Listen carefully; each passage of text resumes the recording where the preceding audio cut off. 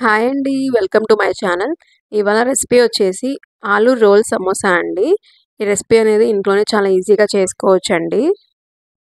ఇది evening snack కింద చాలా బాగుంటుంది. పిల్లలకి చేసి పెడితే చాలా ఇష్టంగా తింటారు. దీని ప్రాసెస్ ఏంటో ఇప్పుడైతే చూసేద్దామండి. దానికోసం ఒక కప్పు మైదా పిండి అయితే తీసుకోవాలి. దాంట్లోనే టేస్ట్కి తగ్గ సాల్ట్ వేసుకోవాలి. 1 టేబుల్ స్పూన్ ఆయిల్ కూడా యాడ్ చేసుకోవాలి. యాడ్ చేసుకున్న తర్వాత మూడింటిని కూడా ఒకసారి ఇలా మిక్స్ చేసుకోవాలండి. మనం ఇలా చేత్తో మిక్స్ చేస్తే ముద్ద అవ్వాలన్నమాట. అలా అయ్యే వరకు మిక్స్ చేసుకున్నాక మనం వాటర్ పోసుకుంటూ చపాతీ ముద్దలాగా అయితే కలుపుకోవాలి.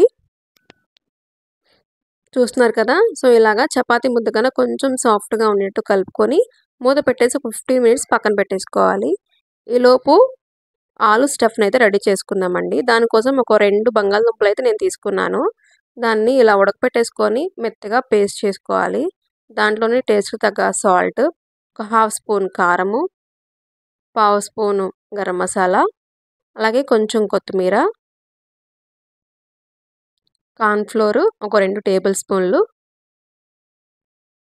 వేసుకొని అన్నిటిని కూడా మంచిగా కలుపుకోవాలన్నమాట.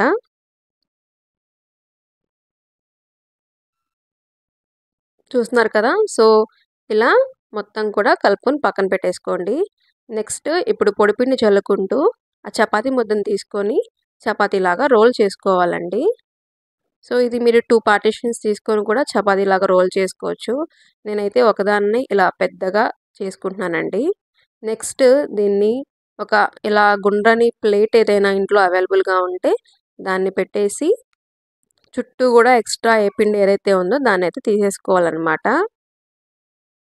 అప్పుడే మనం అనుకున్న రోల్స్ అనేవి నీట్‌గా చక్కగా వస్తాయి.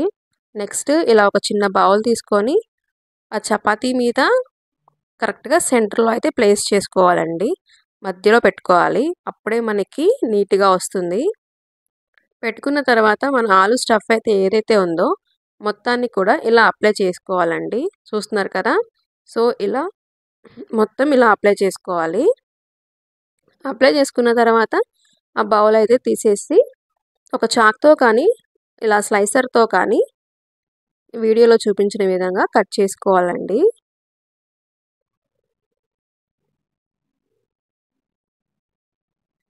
వీలైనంత సన్నగా వచ్చేటట్టు కట్ చేసుకోండి. అప్పుడే మనకి రోల్స్ అనేవి బాగా వస్తాయి.